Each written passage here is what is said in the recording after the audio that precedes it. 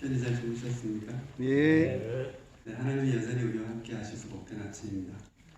오늘도 종일토록 성령께서 우리와 동행하시며 우리 길을 인도해 주시기 바랍니다. 아멘.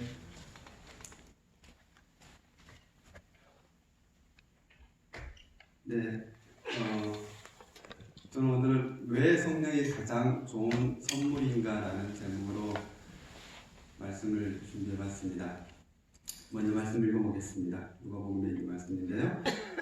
내가 또 너희에게 이르노니 구하라 그러면 너희에게 주실 것이요 찾으라 그러면 찾을 것이요 문을 두드리라 그러면 너희에게 열릴 것이니 구하는 이마다 받을 것이요 찾는 이가 찾을 것이요 두드리는 이에게 열릴 것이니라.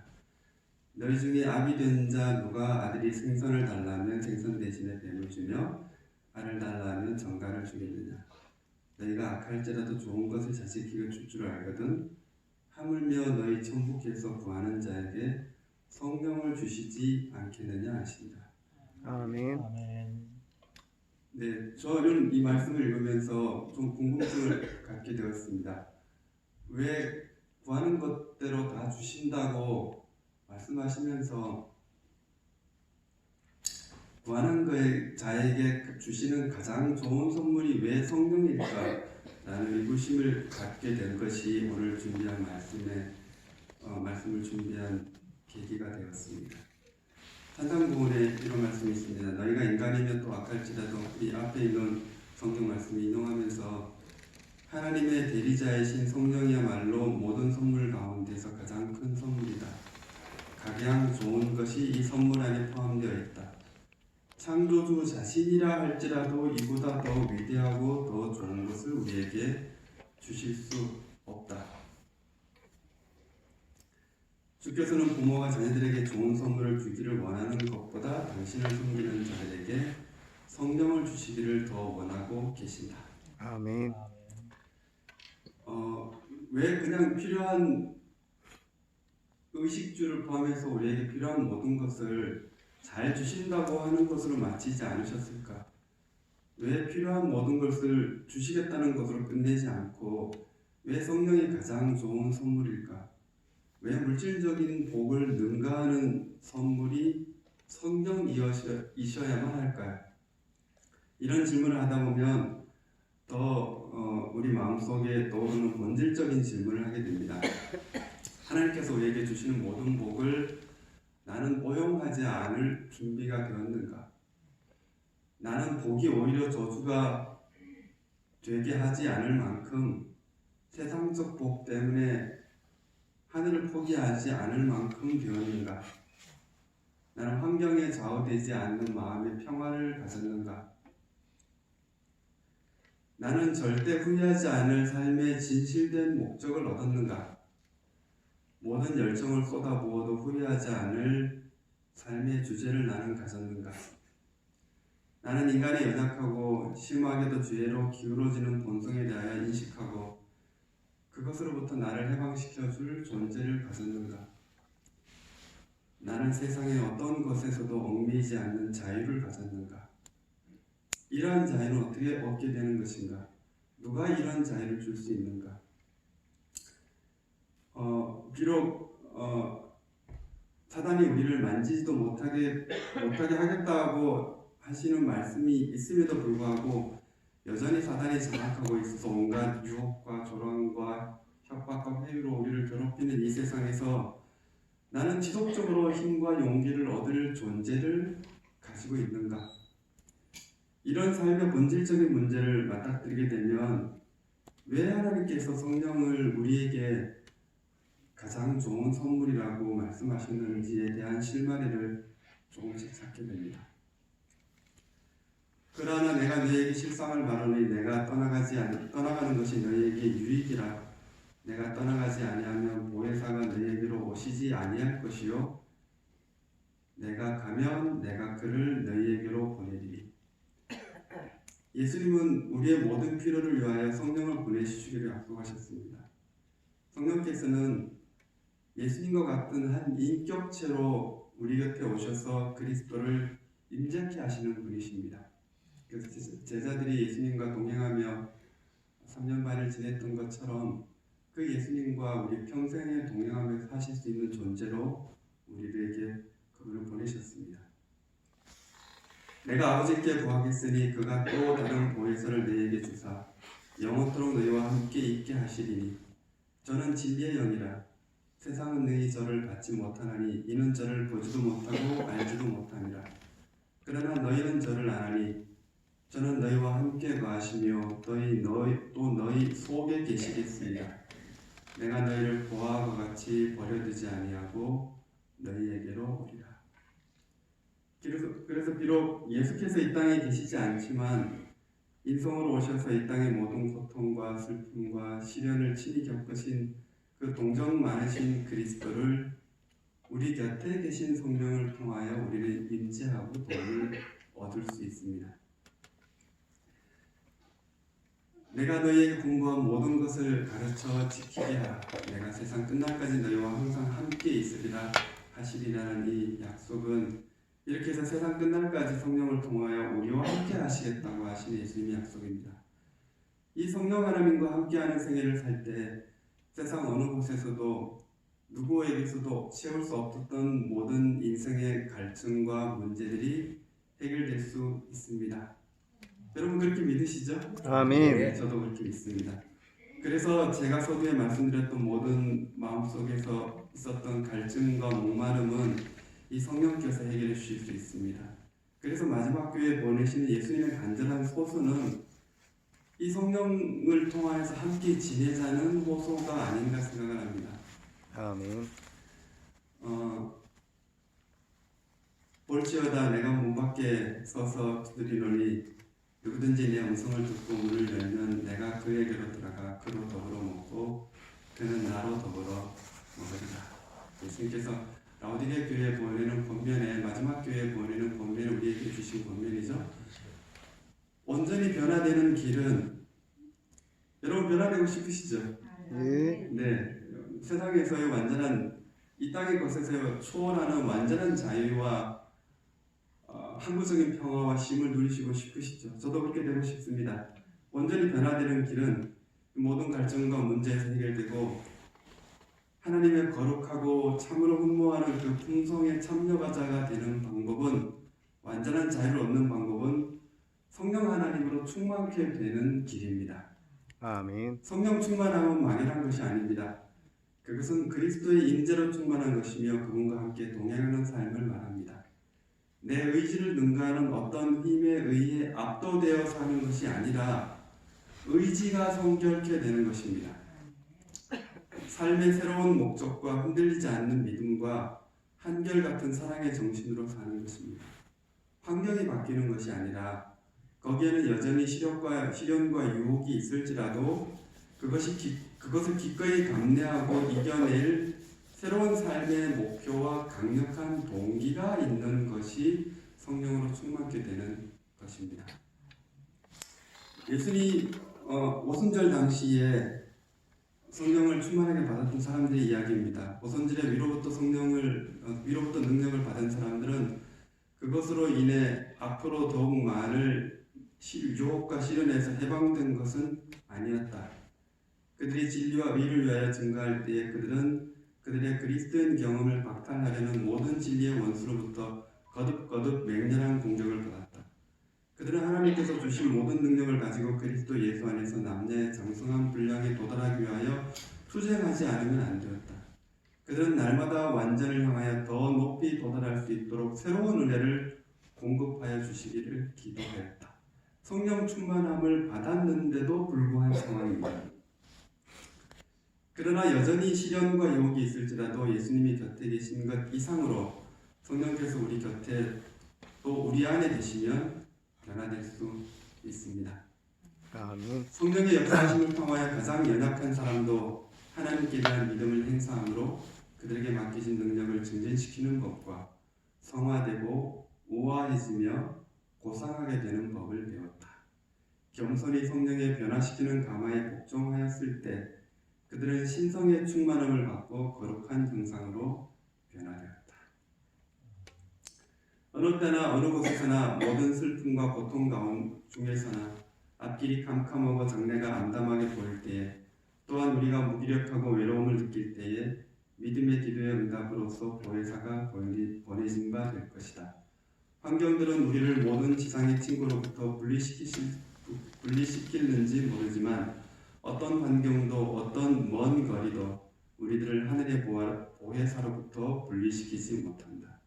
우리가 어디 있든지 어디를 가든지 언제나 그분은 우리를 지지하시고 붙드시고 격려하시고 위로하시기 위하여 우리의 오른편에 계신다.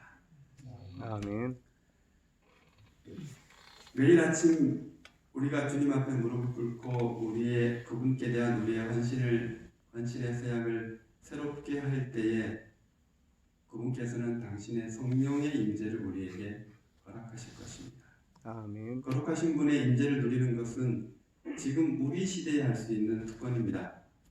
우리는 성령의 능력이 나타나는 시대에 살고 있다. 1903년에 발표에 쓴 글입니다. 그러면 하나님의 영으로 충만해지는 성령 충만이란 구체적으로 어떤 것일까?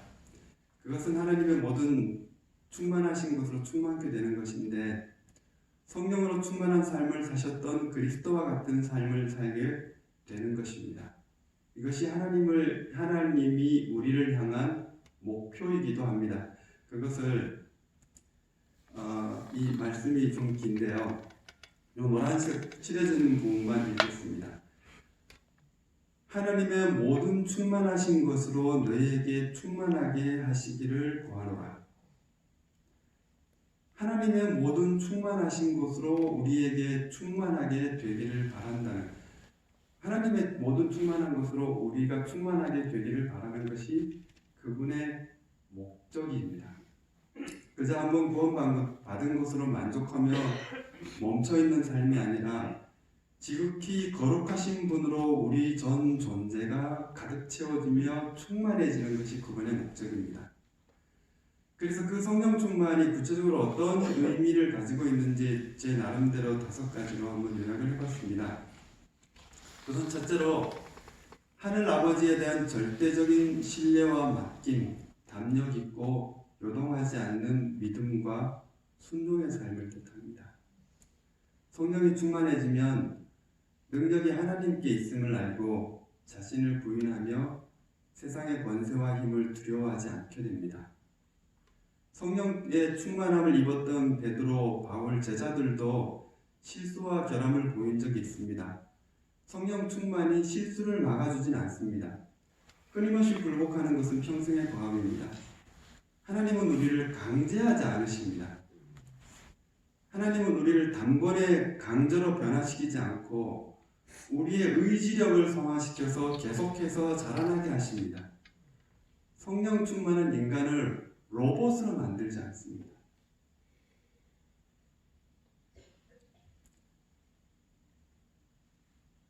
성령 충만은 자아를 능가하는 강제적인 행동적 힘이 아닙니다. 그것은 확고한 원칙, 사랑에 대한 깊은 깨달음으로 사랑으로 살아가는 확고한 원칙의 사람이 되는 것입니다. 사랑으로 변화되는 것입니다. 사랑의 하나님께 전적인 굴복과 순종과 의지하는 세계를 사는 것입니다. 하늘의 지혜로 사는 것입니다. 자신도 억제할 수 없는 감정에 의해 살아가는 것이 아니고 사랑에 대한 깊은 깨달음으로 변화된 세계를 사는 것입니다. 침례 요한이나 성령으로 충만한 자, 그런 성령 충만이 의지의 자유를 막지는 않는 것입니다. 그래서 성령 충만은 믿는 자로 끝까지 충실할 수 있게 하나님을 전적으로 신뢰하게 되도록 어떤 상황에서도 믿음으로 전진하는 삶을 살도록 도와줍니다. 엘리사에 대한 이야기입니다. 요아스에게 준 권고와 격려를 끝으로 엘리사의 사업은 끝났다. 엘리야에게 임했던 성령을 충만하게 받았던 엘리사는 끝까지 충실하였음을 입증했다. 결코 그는 요동하지 않았다. 그는 결코 전능하신 하나님의 능력에 대한 신뢰심을 잃지 않았다. 그의 앞에 있는 길이 완전히 막힌 것처럼 보일 때라도 그는 언제나 믿음으로 전진하였으므로 하나님께서는 그의 신뢰심을 영화롭게 하시고 그의 앞길을 여셨다. 여러분 멋있지 않습니까? 네. 네, 이렇게 되기를 바랍니다. 끝까지 하나님 안에서 하나님을 믿는 믿음 가운데 요동하지 않고 흔들리지 않고 굳게 전진할 수 있게 되기를, 그렇게 하게 하시는 성령 충만을 입게 되기를 바랍니다. 아멘. 제자들은 봉사사업을 위해 더 큰 능력을 달라고 기도하였다. 왜냐하면 그들이 그리스도께서 지상에 계실 때 당하셨던 것과 같은 단호한 반대를 만날 것을 안 까닭이었다. 그들이 믿음으로 연합 기도를 하나님께 올리고 있는 동안 응답이 이르렀다. 그들이 모였던 장소가 흔들렸고 그들은 새롭게 성령으로 체험을 받았다. 그들은 용기가 충만하여 다시 예루살렘에 하나님의 말씀을 선포하기 위하여 나아갔다. 이렇게 제자들처럼 성령이 충만한 결과로 용기가 충만한 삶을 살게 되기를 바랍니다. 의지와 목적의 변화로 하나님을 절대적으로 신뢰하고 담력 있고 흔들리지 않는 믿음으로 순종의 생애를 살 수 있게 도우시는 것이 성령께서 하시는 일입니다. 두 번째로, 하나님의 사랑에 대한 깊은 깨달음으로 하나님을 깊이 사랑하며 사람을 향한 깊은 사랑과 동정의 사람이 됩니다. 성령 충만하게 됩니다. 살아계신 하나님으로 충만해지면 사람 속에 사랑이 충만해지는 것은 당연한 이치입니다. 하나님은 우리를 사랑하시는 사랑을 우리가 알고 믿었노니 하나님은 사랑이시라. 사랑 안에 거하는 자는 하나님 안에 거하고 하나님도 그의 안에 거하시니라. 오순절 날에 성령을 충만히 받았던 그 장면을 묘사하고 있는데, 성령을 충만히 받은 제자들의 부르짖음은 노란 글자입니다. 놀라 어찌할 바를 모르며 사도들은 사랑이 여기 있다고 부르짖었습니다. 성령을 충만히 받고 하나님이 어떤 분인지를 깨닫게 되고 각자를 위한 하나님의 그 손길을 깨닫게 될 때에 우리 또한 이 사랑은 여기 있다고 부르짖게 되리라고 기대합니다. 성령 강림 후 제자들은 그분이 위하여 죽으신 사람들에 대한 사랑으로 충만하였으므로 그들의 말과 기도를 듣는 사람들의 심령이 녹았다. 마음에 예수께서 거하실 여지를 만드는 자들은 그분의 사랑을 깨달을 것이다. 하나님의 품성을 담기를 원하는 자들은 만족함을 얻을 것이다. 성령께서는 결코 예수님을 바라보는 자를 돕지 않은 채 버려두지 않으신다. 성령께서는 그리스도에 대한 사물을 가지고 와서 그에게 보여준다. 만약 그리스도께 눈을 고정시킨다면 성령의 역사는 그 영혼이 그리스도의 형상과 같아질 때까지 쉬지 않을 것이다. 순결한 사랑의 요소가 심령을 자라게 하여 또 고상한 표준과 하늘 사물에 대한 증가된 지식을 얻을 능력을 주어서 충만함에 부족함이 없게 할 것이다.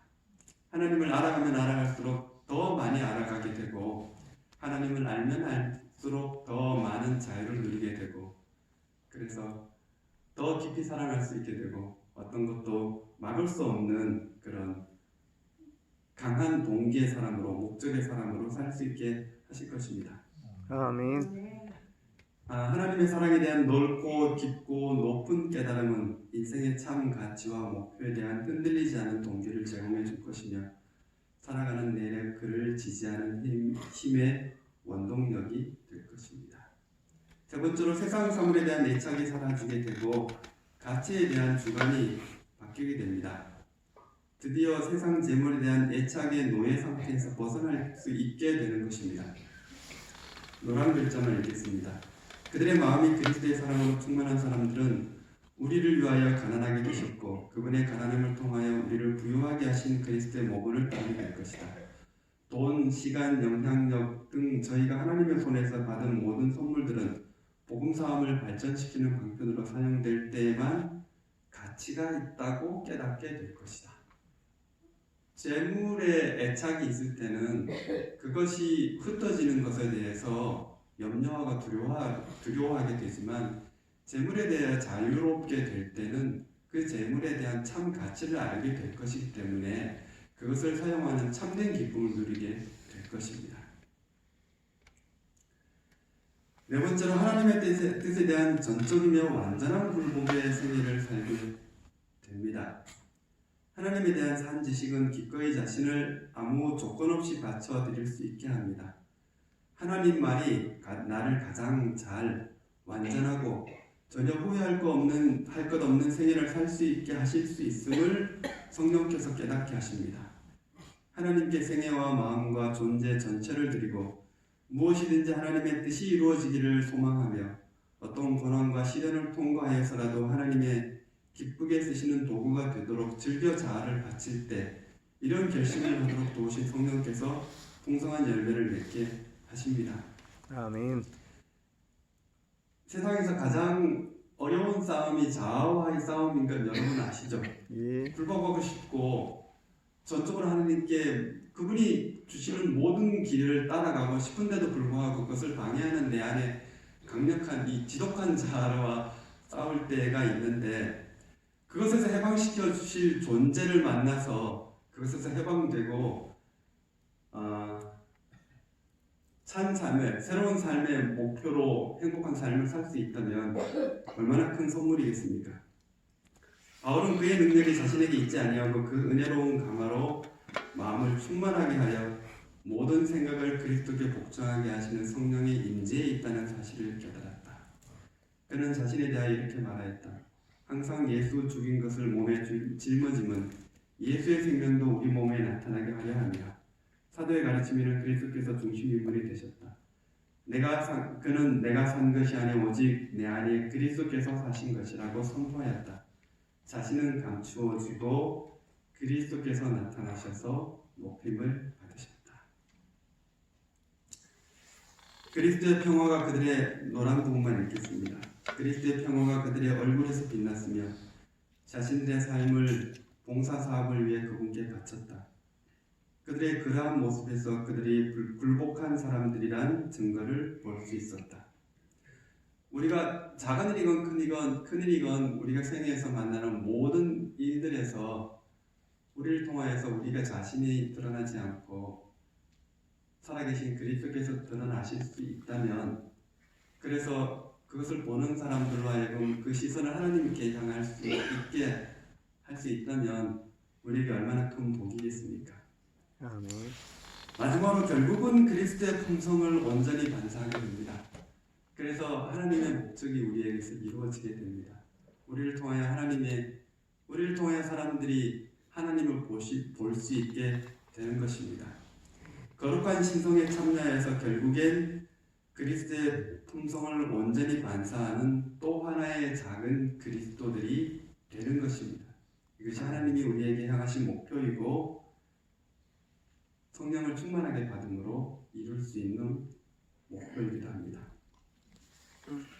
노란 부분만 읽겠습니다. 성령은 예수께서 당신의 백성을 높이기 위하여 아버지께 간청할 수 있는 모든 선물 중에 가장 소중한 선물이었다. 성령은 마음을 순결하게 하신다. 성령을 통하여 신자는 거룩한 품성을 나눠 가지는 자가 된다. 그리스도께서는 모든 유전적이며 배양된 악의 성향들을 이기며 자신의 품성을 당신의 교회에 새기는 거룩한 능력으로서 성령을 주셨다. 시간이 돼서 마지막 부분을 읽고 마치겠습니다. 그리스도를 따르는 자들도 즐겨 자아를 비울 때만 우리는 하늘의 빛을 받을 수가 있다. 우리가 만일 우리의 모든 생각을 사로잡아 그리스도께 복종시키기로 동의하면 밑에 노란 부분입니다. 이렇게 행하는 모든 사람에게 성령이 한량없이 주어진다. 그리스도 안에는 신성의 모든 충만이 육체로 거하시고 너희도 그 안에서 충만하여 졌다라고 하는 선포가 우리에게 이루어지기를 바랍니다. 아멘. 오늘 설교의 목적은 성령 충만한 것이 먼 미래의 어떤 것이나 모호하고 막연한 어떤 것이나 인간의 의지를 초월하는 어떤 힘에 의해 강제로 움직여지는 것이 아닌 현재 우리에게 가장 중요하고 큰 선물이며 성령 충만을 통해 비로소 완전히 자유로운 충만한 경험의 그리스도인이 될 수 있다는 것을 함께 나누고 싶어서 오늘 설교를 준비했습니다. 즐겨 자아를 모든 생각을 사로잡아 그리스도에 복종시키는 것은 하나님 저 이렇게 되고 싶습니다. 전적으로 성령의 그릇이 되기를 원하고 우리 안에 계신 성령, 내 안에 계신 성령을 경험하고 싶습니다. 그래서 제 스스로는 제 자아를 어쩔 수 없지만 하나님께 내려놓습니다. 지금 오셔서 저를 도와주셔서 인도하여 주십시오 하고 기도하는 그 자체가 굴복시키는 것입니다. 그 굴복이 계속해서 매일마다 매 순간마다 저와 여러분에게 일어나게 되기를 바라면서 말씀을 마치겠습니다. 아멘. 기도하겠습니다. 사랑하는 하나님, 우리의 자아는 끊어버리기에 너무도 지독스럽고 강한 것이지만 그러나 그것을 능가하는 위대하신 하나님이 계셔서 감사합니다. 성령께서 오셔서 우리를 완전하고 충만한 대로 인도하실 수 있고 성령께서 우리 안에 늘 계실 수 있으심을 인해 감사합니다. 아멘. 하나님의 성령으로 충만하게 되기를 바랍니다. 아멘. 우리 안에 늘 계시고 우리 곁에 늘 계시기를 원합니다. 그런 삶을 살도록 도와주시옵소서. 아멘. 예수님 이름으로 기도합니다. 아멘.